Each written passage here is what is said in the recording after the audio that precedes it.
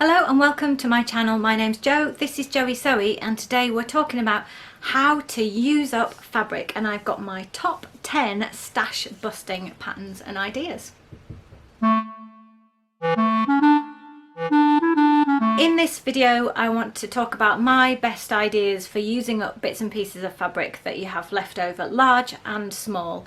I'm going to stay away from the kind of classic, and it's a little bit of a cliche, although it's very true, that you can make little pouch bags and all of those things. So for the little accessories and things and scrunchies and all of that stuff, then Pinterest is your place to go for using really small pieces. This is more about garment sewing and how you can use up pieces of fabric in garment sewing.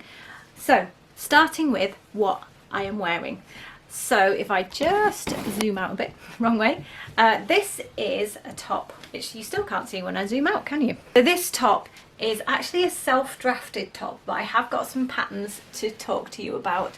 So this uses about 90 centimeters of fabric, and it needs to be that wide. Well, actually, this long, and then it needs to be twice that width, or you need to be able to get that amount out of it. It's less than a metre, basically, cutting on the fold. And I self-drafted this top inspired by something I saw in ready to wear, but there are two tops I've found on the fold line that you could use, and they're both itch to stitch patterns. So the first is called the Melrose top and the second is called the Carey top, and they both look like they have really similar. So this is basically a rectangle. If I show you it on a hanger, this is one I've made as well, and I've got a ruffle on this sleeve which is actually made from the selvage of the fabric, and that's an idea you could use on any top. If you have an interesting selvage or just some pieces, then you could use it as a ruffle on an edge. So there is a ruffle there, and you can see it's only about an inch wide. So that is a little bonus idea for you. It's not even one of my 10. So this is how this looks on the hanger, and you can see it's nearly a rectangle shape. It's slightly narrower at the bottom than it is at the top. It has a scoop neck, which you could change to a V if you wanted. You can actually piece the back together in two halves if you can't cut on the fold, if you've got less than that. There are no other seams than at the shoulder and at the underarm down to the hip. You can make it as short or as long as you like. So if you're going to make it a crop length, then it uses even less fabric.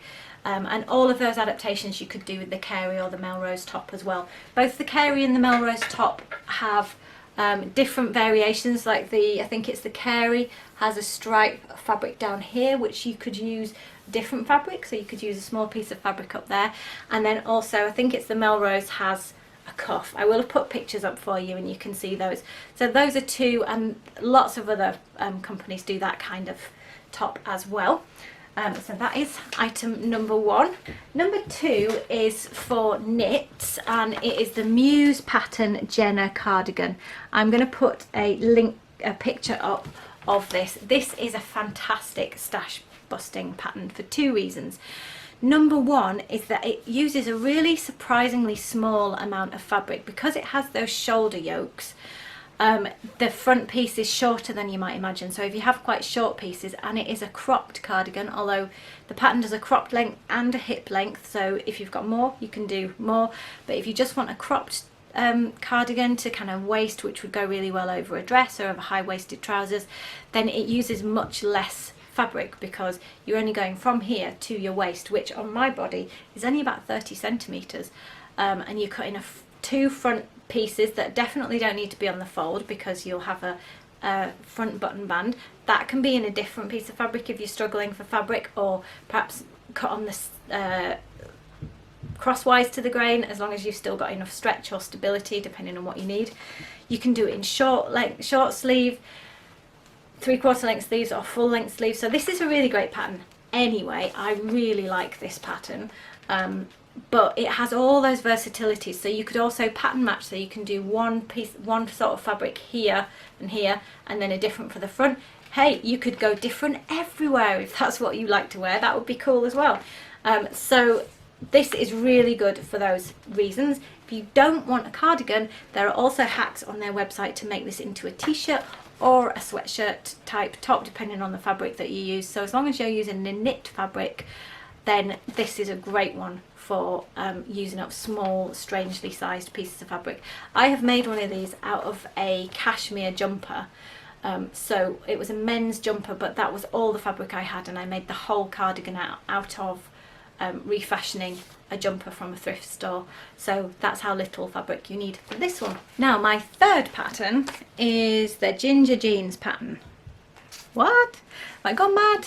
That's not stash busting, is it? Well, not in itself, and it's not actually the ginger jeans pattern that I want to talk about. It's any trouser pattern, or jeans in particular, just to cover that niche. So with denim scraps, you don't need to make the whole trousers out of the same denim. Probably it's up to you exactly how you mix it up, but you could even make different leg bits out of different denim if they're going to behave the same. But just to keep life fairly simple, what you could do is, these are some jeans I am in the process of making, but there's no reason to not make the pocket facing, so that is the front, or for example the coin pocket, in a different denim to the rest of the jeans. Similarly on jeans you have the back yoke, and you could make that in a different one. Now these jeans don't yet have their back pockets, and clearly these are not actually made out of denim, but we'll just skip over that because it's the principle. These are made out of a green cotton canvas fabric. So you could make the yoke out of a different fabric, or you could make the pocket out of different fabric, or even the same fabric reversed. So those are all things you can do in terms of denim scraps. But one of the major places that you can use up fabric when you're making jeans or trousers of any kind, or anything with pockets, is on the pocket bags. And frankly, if you're not doing crazy pocket bags, then you're not living your life right. Yeah, there's a judgment for you. It's not true, but I just think it's such a missed opportunity to not do something a bit more interesting inside. Clearly you need to make sure it's not going to show through, and ask me how I know that mistake. Yeah, because I've made it. But if you've got the opportunity to use up some fabric, shirting weight cotton, quilting cotton is fantastic for pocket bags in jeans weight trousers. If you're using a lighter weight, say you made a skirt or a dress out of this sort of fabric, you don't have to make the pockets out the same. You could make the pocket out of any of one of these contrasting colours if you had it in a similar weight. Generally, if you are making pockets, they need to be the same weight or lighter. So if you're using a lightweight fabric like this, you're going to really struggle to find anything lighter weight, but you certainly don't want to use heavier weight fabric for your pocket lining. If you're making jeans or heavyweight trousers, then if you used the same fabric for the pocket bags, you'd make big lumps on the front of your legs basically, or on the back of your legs if you had back pockets with pocket bags. So you want to use a lighter weight fabric. So just think about the thickness, but other than that, anything goes. So yeah, that is a really great place. If you like to buy fat quarters of quilting fabric, this will use about a fat quarter. So it's brilliant. Other places you can, I haven't done it on these, but if you're going to do a fly, you can do the fly facing, which is the bit that's inside the zip that you don't see when you're from the outside. You could do that in a different, any piece on your pattern that says cut it from a lining. Think to yourself, do I actually need to use the same fabric every time? With waistbands, you have an inside waistband and an outside waistband. You don't always need to cut them in the same fabric. So there's loads of opportunities for using up bits and pieces of fabric when you're making trousers. That is the ginger jeans or any jeans pattern. Next, we've got one of my current favourite patterns. I've gone on about this so many times. It's the Kabuki tee. Still don't know if I'm saying it right, by Paper Theory. And because of, I'll put a picture up, but because of that fantastic right angle, the pattern matching is really effective. You can play around with stripes, you can play around with the direction of a print. You could definitely do different ones on different arms. If you've got something that works for you, you could do different fronts and backs. This is usually quite a cropped style, so again, because on that line drawing, because of the shape here, you could do a piecing there or a piecing a bit lower down, and then you've actually got two smaller pieces if you're trying to get it out of scraps of fabric. The first one I made, you'll have to go back to, what was I sewing in? Might have been June. I'll put a link. I literally patchworked fabric together to make the sleeves. I had, you know, bits and pieces, and I was just joining them together like crazy to make the sleeves. So you can take it as far as you want to, but this is a really good pattern for that. It doesn't use a lot of fabric in itself, only about 1 meter, but also you can use different fabrics. Next, so I'm trying to think a little bit outside of the box, like I said at the start. So next we have got another pattern I made recently, the Palisade pants from Papercut Patterns. Now the reason why I've got this in here is because of that pocket detail at the side. You've got opportunities there to use those long thin pieces of fabric. You could make the Palisade pants in wovens or in knits. You'd probably want to match wovens with wovens or knits with knits, unless you're really experienced and confident, or just don't care and go for it. That's also an excellent way to sew. But yeah, those side panels, because these trousers are in 3 pieces, those side panels are really quite narrow, so they use up narrow pieces, long narrow pieces of fabric. But also there are pocket bags in this, so refer to my earlier comment. And also there's this crisscross design, so you could just have, say on a navy pair of trousers, have a little triangle of red. That would be really cool, I think. So I might do that. So the Palisade pants have got loads of opportunity to use up little and unusually sized pieces. Next, we're on, this is the trouser section, and the Thurlow trousers, which I make all the time. Now the reason why I brought this one out is just for the welt pockets, because actually, I was going to say wait there, I'm going to get, the trousers I've done this on might be in the wash. Hang on, gonna see if I can find them. Yep, they were in the wash, but we're friends, so I'm just gonna show you them. Yeah, it's a good job it's not smell-o-vision, because I was wearing these to do gardening the other day and they got rather sweaty. Anyway, oversharing. So that is what I want to show you. These have got the Thurlow trousers. These are actually shorts, but doesn't matter. The Thurlow trousers have welt pockets, and using up small bits of fabric, but maybe a pattern that you really love as the welts, you need virtually nothing to do the welts. Hey, you could even do those in different colours if you wanted. Again, these shorts, actually I was making these shorts out of almost nothing. So the waistband is a different fabric to the denim.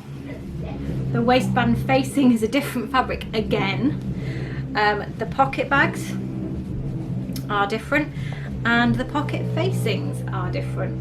So in terms of what you would think is the main fabric, I just needed enough to cut the front and the back short pieces, which was very little. So these shorts are kind of showing just how you can make something, and you don't have to make all the pattern pieces in the fabric that the pattern says so. You can make them in any piece you want. That's why we sew. So that is why I put the Thurlow trousers on my list, not because you can magically piece them, although you can, but you can use the pocket welt. The last thing I'll say about trousers is that I have put a stripe down the side of the leg. I'm pointing at my leg, you can't see my leg, but I've used a long thin strip of fabric to put a stripe down the side of a leg, and that's a way that you can use up a piece of fabric or just change up a pattern. What number are we on? 1, 2, 3, 4. I've totally lost count. I think we're on number 7. I'm going to say 7. This is really quickly. This is a pattern I made recently. It's the You Made My Day Origami blouse pattern, and if you saw me wearing that, you will see that it has all sorts of different things you can add in. So it has the little shoulder peaks. That can be a different fabric. That's what I did. And these neck pleated things can be a different fabric. Also in the short sleeve version that I made, it has cuffs at the end. Well, it has that in both. The short sleeves don't take all that much fabric, and again the cuffs can be contrast.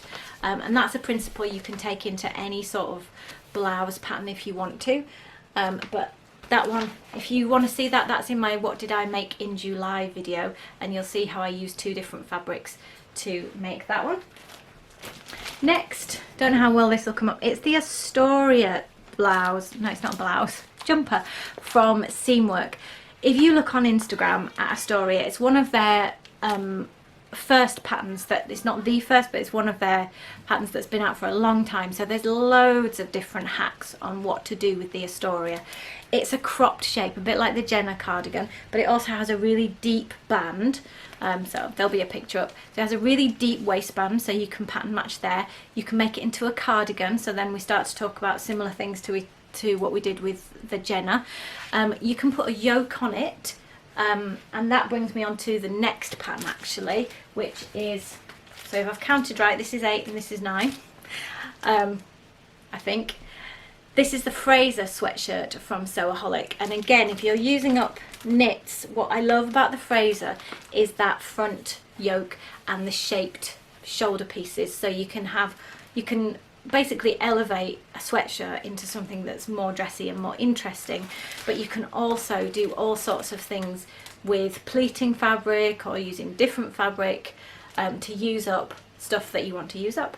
So the Sewaholic and the Astoria are two really good patterns, and that is generally a good tip, is to use Instagram. Even if you don't need to have an account, you can go online on a computer. You don't even need a mobile phone if you don't want to do this on a phone and you don't want to sign in and stuff. You can still access into Instagram and just put in the pattern name that you want to know and the word hack, or play around with a few variations of that, and you will find ways to change that pattern. Sometimes it's just about the length, but quite often with a pattern like the Astoria that's been around ages, you'll have over 1,000 posts of different things that people have done to inspire you. My last pattern, I've got one other thing to share with you after that, is the Halifax hoodie. Now I haven't actually sewn this yet, but I do own the pattern and I do have good intentions, and I have so many of them.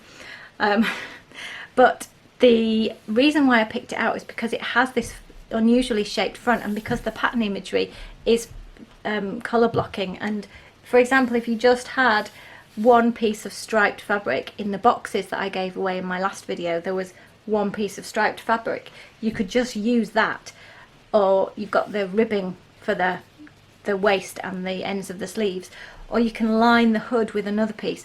So a hoodie pattern, or for example on this view here you've got the pockets, they could be different again. The pockets aren't shown in that one. So a hoodie pattern like that, or particularly the Halifax hoodie from Hey June, is really great for using up sweatshirting and that kind of thing.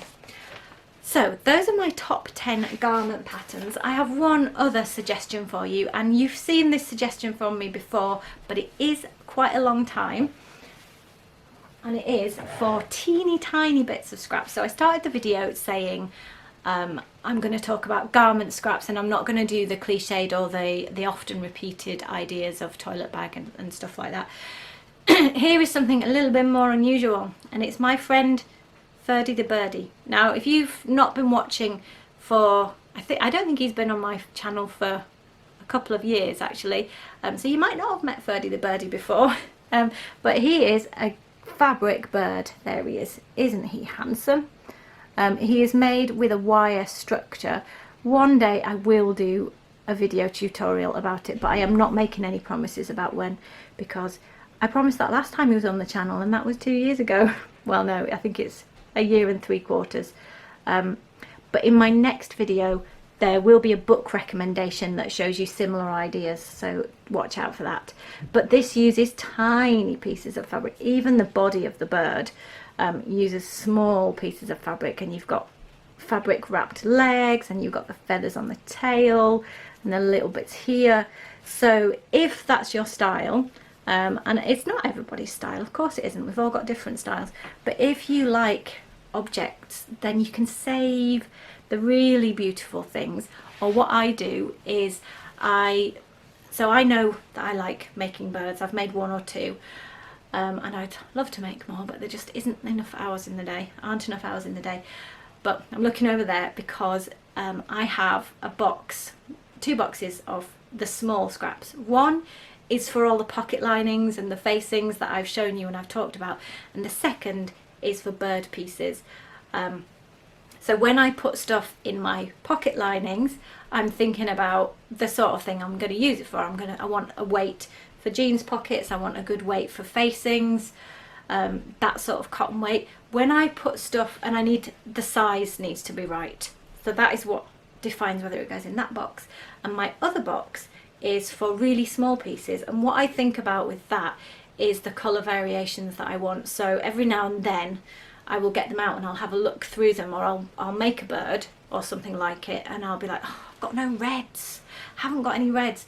So I will keep much tinier pieces of rare colours in my bird fabric stash, compared to, I've got so many blues that it's got to be a really good texture. So a velvet, for example, I would keep, or an unusual denim, or you know, something that frays is actually really good for feathers. It's absolutely awful to sew garments with, but it's great for feathers. So it's got a different criteria, and I will keep even tiny bits, because even tiny bits could be a little tuft on a bird's head. So if you like doing stuff like that, word of warning, be ruthless, or you will end up with bin bags and bin bags of stuff that you're never going to use, because I have a small box that's probably the size of 3 shoe boxes, and even that probably holds enough fabric to make about 200 birds. So you have to be reasonable, and I'm not going to make 200 birds. And another bird which you saw in my, I think this was my June favourites, still not finished. I've barely touched it over the summer, barely touched anything over the summer. But this is going to be a doorstop. The wool is felted stuff, which was specific. I made the felt with a friend, but the backing to the feathers and then the centre of the feathers are little scraps from my bird box as well. So doorstops, textile art, that kind of thing. That's a way to use up really small pieces. So I hope I've inspired you and maybe had 1 or 2 ideas that you hadn't thought of, and something a little bit new. If you've got anything that you use your fabric scraps for that I haven't mentioned, or that I have mentioned, or something unusual, let us all know in the comments down below, and do read them, because people who watch this channel are very wise and very clever. So you're always going to learn something from the comments, I promise you. So have a look at them, and I will see you again really soon with another video. Thanks for watching. Bye.